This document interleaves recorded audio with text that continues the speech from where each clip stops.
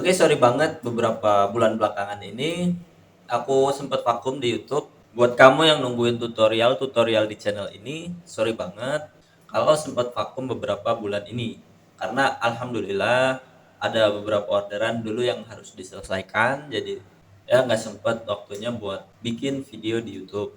Dan juga aku lagi fokus untuk mempersiapkan diri karena aku beberapa bulan belakangan ini sedang mengikuti proses rekrutmen atau interview di beberapa perusahaan.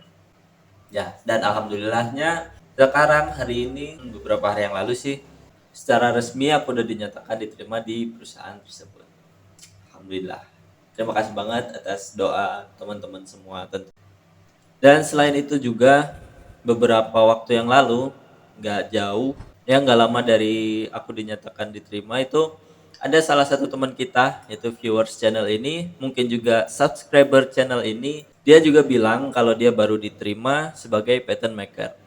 Alhamdulillah dia belajar dari channel ini, nonton video-video di channel ini, dia bisa diterima sebagai pattern maker di salah satu perusahaan. Kabar yang mengembirakan itu artinya video-video yang ada di channel ini bermanfaat dan bisa diaplikasikan di dunia kerja.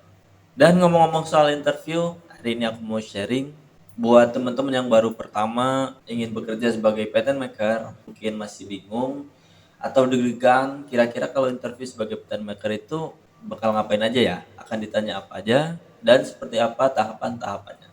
Oke, langsung aja kita cek satu persatu step by stepnya.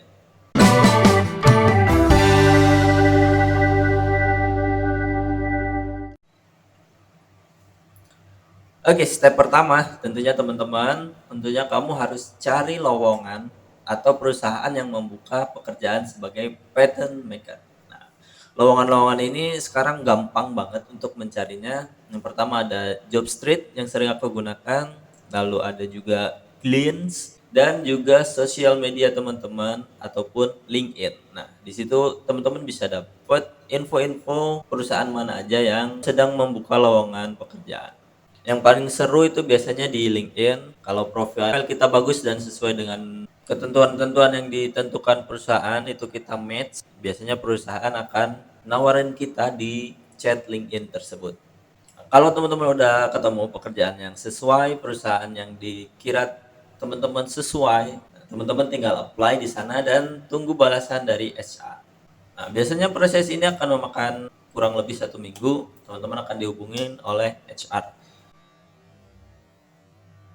Lalu kalau teman-teman tersortir atau terpilih di tahap awal itu, tentunya teman-teman akan dihubungi oleh HR. Kalau di era sekarang ini biasanya teman-teman akan diberikan link untuk melakukan psikotes. Jadi psikotesnya itu melalui website atau Google Form biasanya kalau yang biasa.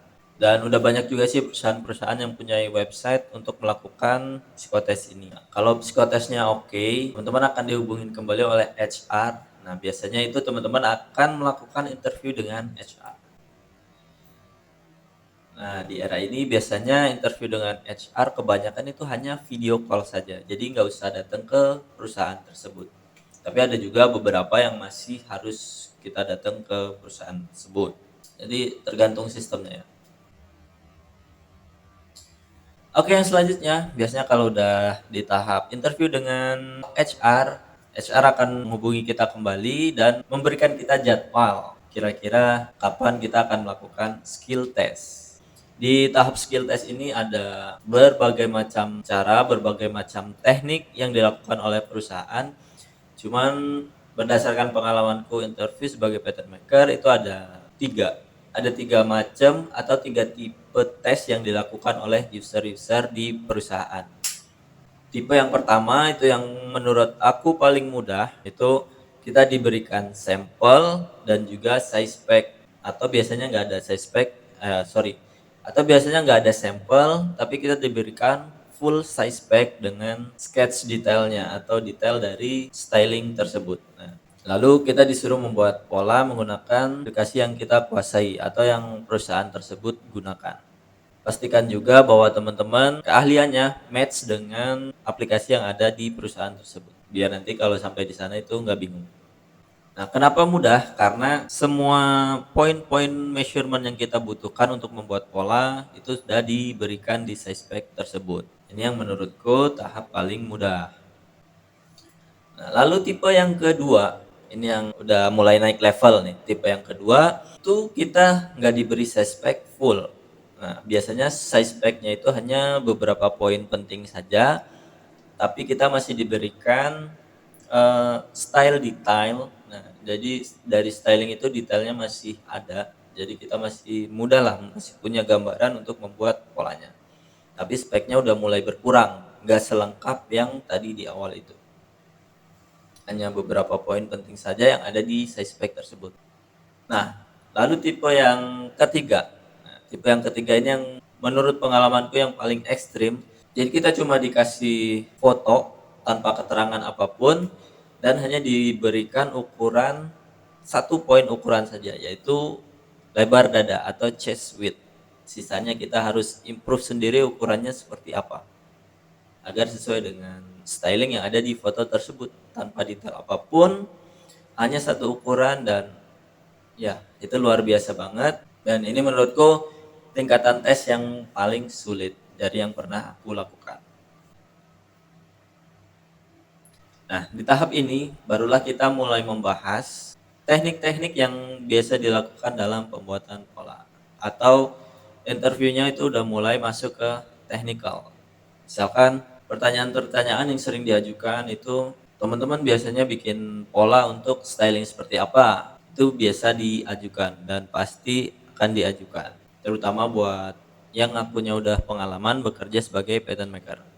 Selain biasanya membuat styling seperti apa, biasanya juga akan ditanya bagaimana menentukan atau membuat pola jika terjadi shrinkage pada kain. Seperti apa cara revise polanya.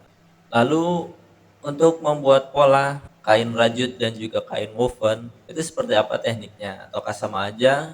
Apa hal-hal apa yang harus diperhatikan untuk membuat pola dengan jenis kain tertentu? Akan teman-teman persiapkan jawaban teman-teman masing-masing. Nah, dan buat teman-teman yang udah punya pengalaman biasanya akan ditanya dalam satu hari itu bisa menyelesaikan pattern untuk berapa style. Akan sehari bisa menyelesaikan 5 kemeja, 5 celana, jadi totalnya sehari 10 style. Tinggal jawab aja, berarti sehari bisa menyelesaikan 10 style. Seperti itu. Nah, jika semua tahap udah oke, udah kita lewatin, tahap terakhir yaitu adalah biasanya negosiasi gaji. Nah, di tahap negosiasi gaji ini biasanya kita hanya berhubungan dengan HR kembali. Tapi teman-teman harus berhati-hati dan harus punya pendirian yang bagus untuk tahap negosiasi ini. Teman-teman sesuaikan dengan kemampuan teman-teman, nominal yang teman-teman inginkan. Dan juga hati-hati karena banyak jebakan Batman di sini. Karena HR itu pintar banget mempengaruhi psikologi kita agar kita bisa menerima gaji yang mereka tawarkan atau menyarankan kita agar meminta tidak terlalu tinggi. Itu HR pintar banget memanipulasi pikiran dan hati kita. Jadi hati-hati atas jebakan Batman-nya. Oke, itu aja yang bisa aku share hari ini. Semoga bermanfaat. Aku Indra dan sampai jumpa di video-video selanjutnya. Bye-bye.